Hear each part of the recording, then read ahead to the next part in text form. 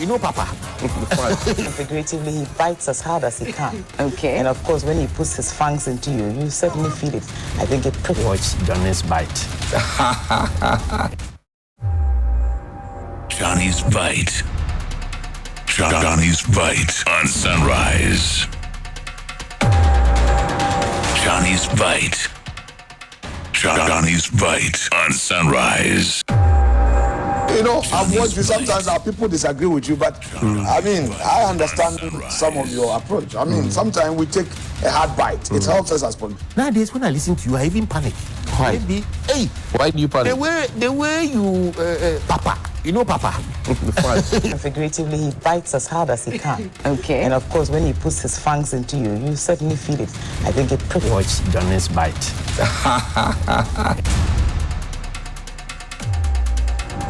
Johnny's Bite.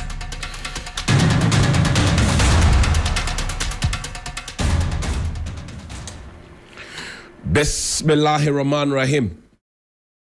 Alhamdulillah Rabbil Alamin. Hasbunallah wa ni'mal wakil. The Lord is my light and my salvation. Whom shall I fear? Neither do I walk through the valley of the shadow of death. I will fear no evil, for you art with me. Thy rod and thy staff, they comfort me. Thou preparest a table before me in the presence of my enemies. You anoint my head with oil. My cup runneth over, and surely goodness and mercy shall follow me all the days of my life. And I will dwell in the house of the Lord forever and ever. Amen. Assalamu alaikum. It's Wednesday, my day of birth. Welcome to Johnny's Bite. I want to take the opportunity to say a very big thank you to all who sent messages and some who sent gifts from those I know in celebration of my birthday. I was on pages with some people as well. Some of them told others on the pages that, they were sending me Momo. They never did. Up until Friday, you have until Friday. If you don't send them Momo, I will mention your names here, because you can't use me to collect fake funds on the pages. People will think that you gave me money when you had actually not given me money. That's how I am. That's how I've always been. I stand for transparency. So if you say you sent me money on any of the pages that we are on, and you haven't sent the money, please, I will mention your name. And I am not joking about it. But I also say thank you to my friends at Holad. They sent me a gift. I didn't see my friends from ADB, nor my friends from MTN or Vodafone. But my friends from Holad, they sent me something. New one at Ghana Prison Service Headquarters sent me something. The names, Regina Danse, J, Sammy Hammond, Palato, a list of them. Kojo Marshall in the Ashanti region sent me something all the way from Ashanti region. And many of you who sent me enormous gifts, my wife and my son, yes, many of you who sent me, Mr. H, Mr. P, Alaji, thank you very much, all of you. I'm grateful. And if I couldn't mention your name at this point, it doesn't mean that I don't value what you sent to me. I'm grateful. I'm very, very grateful indeed. But this morning, I want to re-echo a conversation we had yesterday about a trip to South Africa. People actually accuse me that you work all year through, you don't take a break. Why don't you take a break? Don't you think that is good for you, etc., etc.? I said, okay, so this year, why can't we take a break? And I want to take a break. I've done a lot of inland traveling. Don't get it wrong. Domestic tourism has always been my thing. I've traveled to wherever you think in Ghana that is popping, that has to be seen. I've gone there. I've seen it. I've seen Kusha. I've gone to Yeji. I've gone to Paga. I've gone to all the places. So this year I'm deciding to go out of Ghana, and South Africa is the place that I want to go to. We call it the 3FM getaway. And before you think of anything, please pick up your phone and call this number 053 1100927. 053 1100927. 053 1100927. It's a getaway. And it's not just a travel where you pay $2,699 for single occupancy and $2,399 if you want to share. But you also get a chance for a visa facilitation, which will be very, very fast. You also get a trip from Accra to South Africa and back. You also get round trips from Cape Town to Johannesburg and back. You also get breakfast and lunch. You also get to hang out with people at the biggest wine festival. You can think about a WineX event. Taste all sorts of wine that is properly made from South Africa. If you're a business person as well, B2B networking, agro-business processing, food processing, techno, telco, fintech, manufacturing, financial services, event marketing and advertising, IT and software, all of it will be taken care of. And you get to sleep in a very, very good hotel as well. Accommodation will be sorted and many other things. The fun will be exciting. So let's go to South Africa. 053 11 00 927 053 1100927. Let's go to South Africa together, shall we? And we will have a lot of fun there. That's where the official shutdown party for Johnny's birthday will be. So let's go to South Africa. Now, I drive through town and I thought I was the only one observing. But I see a lot of dead traffic lights. And each time we buy credit or pay for those who still use postpaid meters. And I'm told most of the big men in this country, they use postpaid meters. They push their people to come and forcefully install prepaid meters for us, and they use postpaid meters. I'm telling you. Now, I was driving to town and I thought, was I the only one observing that the traffic lights were not working? This particular traffic light is at the junction of the president's home. Ninima. There's one around the Ridge area in Accra. The Ridge Hospital area is not working. Just keep the traffic light photo there. Just keep it there. And I think this one is from Dansoman Junction. The traffic lights are just not functioning. And I don't know in any serious country where you have such a chaotic situation, because drivers naturally would not allow common sense to prevail. Everybody wants to go, especially at an intersection. And yet we're paying people to go to work this morning, to take their bath, to tell their families they are going to work, to eat breakfast, and to return, and the traffic light will still not be working. So the question is, when they pay them at the end of the month, what would they have done to have deserved that amount of money? Because the Minister of Education is busy telling SITAC that you didn't appear in classroom, so we cannot pay you. Meanwhile, that same minister has been on the campaign trail with Dr. Baumia. Should we deduct from his salary the days that he was not also present at the office? The principle must be one. But this dead traffic light actually causes a lot of unfortunate situations on our roads, accidents, dead traffic. It's a very, very painful situation. Traffic lights that are not functional. And it's not just in Accra, because I asked my guys in Kumasi to also check, and they told me it's actually even worse in the Ashanti region. I don't know about the northern region. I don't know about Wa. I don't know about Bolgatanga. I don't know about, some other places. I don't know. Takrade, Sekendi, I don't know. But I'm just putting this there so that whoever it is, whose job it is to fix traffic lights, will just wake up and for a single day do his work or her work as a fixer of traffic lights. When you move from there, you go to street lights. These days, all you see are people driving with highlights, as if everybody is blind. We are not blind, though. People just want to be safe, so everybody is driving with highlights. So you ask yourself the question, that 1% that is deducted whenever you buy your credit and they say for street lighting, where does the money go? Who takes the money? And what do they use the money for?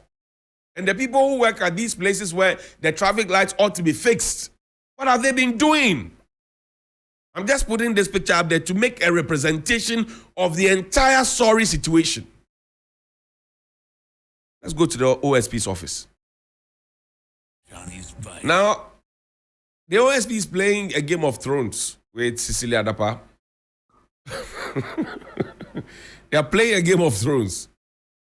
A typical Ajana 1, Ajana 2, a typical Kwani, a typical Emoy. Did you play Emoy when you were a child? That's what they're playing. Now read. Press release. Cecilia Dapaah. The Office of the Special Prosecutor has complied with the ruling and order of the High Court, Accra, dated the 31st of August, 2023, by unfreezing the frozen bank accounts and investments of Cecilia Dapaah. The OSP has also returned the seized cash sums of Ms. Dapaah in the presence and assent of Ms. Dapaah and her lawyers. And if you remember, the amount is 590,000 US dollars and then 2.7 million Ghana cedis and some coins. Now, the satisfaction by the OSP of the order of the High Court terminates the proceedings of the seizure, right, of a bank account and investments effected from the 26th of July 2023. However, the investigations by the OSP in respect of Ms. Dapaah, suspected to be for the suspended corruption and corruption-related offenses involving the ownership and sources of large amounts of money associated with Ms. Dapaah has been and is still ongoing. Subsequent to the indicated ruling of the High Court and the compliance by the OSP with the said ruling and order, the ongoing investigation by the OSP of Ms. Dapaah has uncovered varying and sometimes conflicting accounts of the ownership and sources of the large amounts of money reportedly stolen from her residence, the cash amount seized from her by the OSP, and the nature and volume of transactions in her bank accounts and the investments. Consequently, subsequent to the indicated ruling and order of the High Court and the compliance by the OSP with said ruling and order, the special prosecutor considers that the freezing the bank accounts and investment of Cecilia Dapaah is necessary to facilitate the ongoing investigation. Therefore, the special prosecutor has invoked his statutory power under Section 38(1) of Act 959 and Regulation 19(1) of LI 2374 by directing the freezing of the bank accounts and investment of Ms. Dapaah effective September 5, 2023. So they returned the money and they took the money again. Further, subsequent to the indicated ruling and order of the High Court and the compliance by the OSP with said ruling and order, the special prosecutor considers that he has reasonable grounds to suspect that cash amount seized from and returned to Ms. Dapaah is tainted property, and it is necessary to exercise the power of seizure to prevent the concealment or loss of such cash amounts. Therefore, the special prosecutor has again invoked his statutory power under Section 32(1)(a) of Act 959 by directing the seizure from Ms. Dapaah of the cash amount previously seized from her. Authorized officers of the OSP have seized said cash amounts from Ms. Dapaah. That's signed by Cecilia Dapaah, is the special prosecutor. And he took this action on my birthday. You know, when the late Majora Mate was alive, there was an advert on, was it Starcase or so, where he went into the dormitory and says, I've seized it. That's what the OSP is doing with the money. I've seized it. Because there's the wild public sentiment. Not that the money has been stolen. I've always said that, look, don't go ahead and say that the money is stolen money. Don't go ahead and say that. I've always said that don't rush to say that the money is ill-gotten. But by all means, be worried about the fact that Madam Cecilia Dapaah, as a cabinet minister in charge of gender, children, and social protection, actually also had the opportunity to sit in cabinet to take decisions to collapse the banks, which they call cleanups. And they came back to tell us that, oh, the banks have done a lot of fantastic job, that the banks are now clean for us to go and put our monies there. In Tiaban is saying for us to have found such huge sums of amounts of money in the home of Madam Cecilia Dapaah. That's the conversation I want us to have. That if you tell me that you have cleaned up the banks, and then you tell me that the banks are safe to keep my money in, and then you, the big men and big women, are keeping your monies in your homes, then how do you want us to proceed? I've also said that if we don't take care and the bad guys start getting the indication that the big men and the big women, MPs, DCEs, CEOs, board chairman, whatever it is, they all keep their monies at home and not at the banks, They will now not go and rob bullion vans and kill police people like we saw at Ablekuma, and which we see those same makeshift bullion vans being used in town after all the plenty talk and posthumous promotions. They will now come to their homes to come and collect a share of their monies. There we will have politicians telling us to make some noise. I repeat myself. If the bad guys out there get the indication or the faintest idea that the big men keep their monies at home and not at the banks, as they have directed and asked all of us to go and do same, if they get that indication, they will no longer go and attack bullion vans and kill innocent police people, maybe ill-trained who are not ready for combat and operational duties because they didn't train for the full haul. They were brought in as protocol police or political police, as we have seen COP Mensah and Superintendent Asari to have shown on national TV wearing Yomo. We don't know what is inside Yomo and police uniform, but we saw it on TV. Maybe they had to explain. The bad guys will now come to the homes of the big men. And that puts every single big man, including those who have genuinely gotten their monies from building their factories and their industries right from scratch. It's a dangerous precedent. And so far, the posture of the government that hasn't frowned on Madame Cecilia Dapaah keeping such huge amounts of money at home. And we went to Madame Cecilia Dapaah's hometown. The commentary there is not palatable. So when she comes there, he says, hello, hello, hello. That's all she comes to tell the people.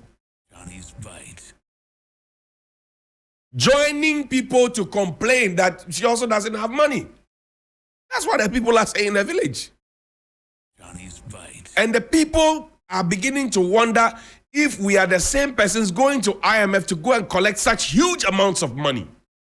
When we have monies under bed, this is just one minister, and people are even saying that, oh, this is the sanitation minister. Then what could the finance minister have? Then what could the energy minister have? Then what could the national security minister have? Then what could the defense minister have? Then what could the interior minister have? Then what could the lands and natural resources minister have? Then what could the information minister? People are now asking. And when people start thinking along those lines, if you're a big man, you have to be scared. Because a wrong precedent had been set, and you become an immediate target if care is not taken. Now you know your police service is also politicized. You have a COP and a superintendent who are on air and washing dirty linen in public, and there are others who are also either supporting the IGP faction or supporting the COP Mensa faction. It's a shame how low we have sunk the image of the police service. And it all borders on security. I said there are 5 things you can't politicize. We have unfortunately politicized all of it. All of it. Let's go to the judiciary. Now I'll give you just a list of the judges and who appointed them. Whatever you do with that information, do with it. Because John Mahama is said to have made a comment that his lawyers in the NPP should be interested in also sitting at the bench. People have said that it is an unfortunate, somebody put it on Twitter, and the way he was dressed on Twitter, that it is unfortunate to have come from John Mahama. But then, what is wrong with aspiration?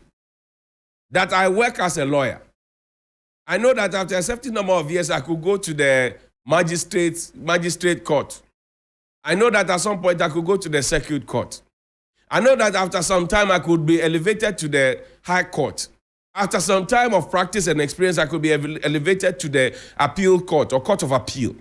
I could be elevated also to the Supreme Court after a number of years. And it's stated clearly in the Constitution. I think it's 12 years, 15 years, 10 years, and so on and so forth. So what is wrong with aspiration? That I want to also go to the Supreme Court. And John Mahama says he wants to balance the situation. People say, oh, no. So this is from the Independent Ghana. It's an online paper. Supreme Court judge, year of appointment, appointer. This is what I'm ending with.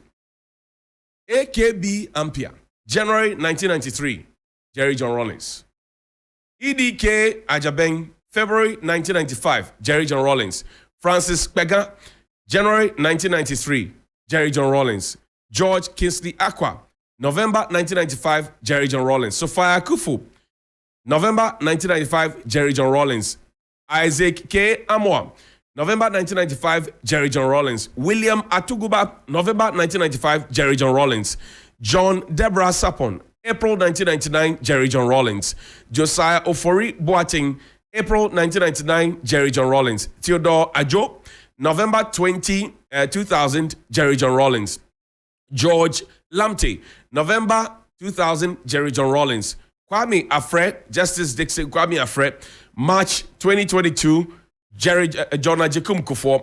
Then we go now to Georgina Theodora Wood, November 2002, John Ajekum Kufuor. Samuel Glenn Baidu, November 2002, John Ajekum Kufuor. Stephen Alan Brobe, November 2022, John Ajekum Kufuor. Sechum, November 2022, John Ajekum Kufuor. And Simeon Kluje, May 2003, John Ajekum Kufuor. Samuel Badate, Prof. September 2003, John Ajekum Kufuor.